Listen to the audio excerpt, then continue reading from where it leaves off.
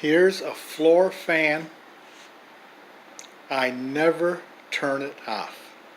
This fan has now been running for at least 6 months continuously. If I don't want it to blow on me, I will just turn it away. In the wintertime, if I don't want any cool breeze on me, I turn it away and let it move the heat around. But I never turn this fan off. And why not? Because when I turn it off, it doesn't want to rotate again. Then I have to take it apart. Then I have to oil the bearings inside. Or I have to go buy a new fan.